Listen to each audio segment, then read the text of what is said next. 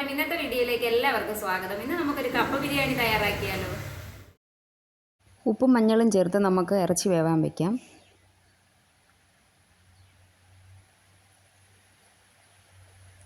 രണ്ട് കിലോ കപ്പയുണ്ട്. ഇത് പൊളിച്ച് വെച്ചേക്കുന്നതാണ്. ഇത് നന്നായിട്ട് അരിഞ്ഞെടുക്കണം ഇനി. പിന്നെ ഇതിന് അരപ്പ് തയ്യാറാക്കണം. അരമുറി തേങ്ങ, 3 പച്ചമുളക്, ഒരു 4-5 ചെറിയുള്ളി, ഒരു നുള്ളി ജീരകം ചതച്ചെടുക്കാം. കപ്പ നന്നായിട്ട് വെന്ത് കിട്ടിയിട്ടുണ്ട്.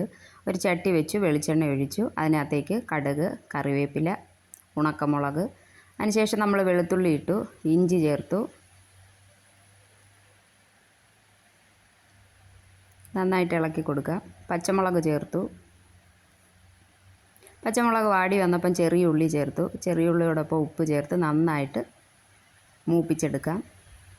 നന്നായിട്ടൊന്ന് ഇളക്കി ഉള്ളിയൊക്കെ വെന്ത് വന്നപ്പോഴത്തേനും നമ്മൾ അതിനകത്തേക്ക് 1 സ്പൂണ് മുളക് പൊടി, 1 സ്പൂണ് മല്ലിപ്പൊടി, 1/2 സ്പൂണ് മഞ്ഞൾപ്പൊടി, 1 സ്പൂണ് കുരുമുളക് പൊടി, 1 സ്പൂണ് ഗരം മസാല, ഇത് നന്നായിട്ട് ഇളക്കി യോജിപ്പിക്കാം. ബീഫ് നന്നായിട്ട് വെന്ത് കിട്ടിയിട്ടുണ്ട്.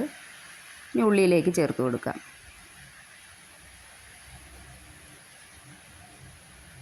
കുറച്ച് വെള്ളം ഒന്ന് നന്നായിട്ട് വറ്റി വരട്ടെ.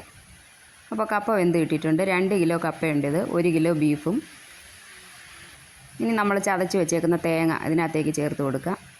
എനിക്ക് വറുത്ത തേങ്ങയേക്കാൾ ഇഷ്ടം പച്ചയ്ക്ക് ചതച്ചിടുന്നതാണ്, അതുകൊണ്ട് അങ്ങനെ ചെയ്തത്.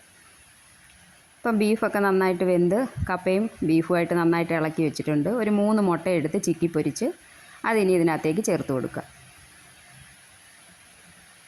ഇനി ഇത് നന്നായിട്ട് ഇളക്കി യോജിപ്പിച്ചെടുക്കുക. അപ്പം തന്നെ നല്ലൊരു മണവും നല്ല ടേസ്റ്റുമാണ് ഇത് കഴിക്കാനായിട്ട്.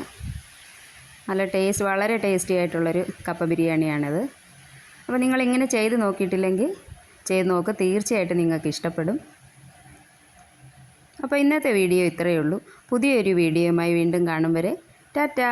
അപ്പോൾ ചാനൽ നിങ്ങൾക്ക് ഇഷ്ടപ്പെടുകയാണെങ്കിൽ ഒന്ന് സബ്സ്ക്രൈബ് ചെയ്യണം, ലൈക്ക് ചെയ്യണം, ഷെയർ ചെയ്യണം, കമൻറ്റ് ചെയ്യണം.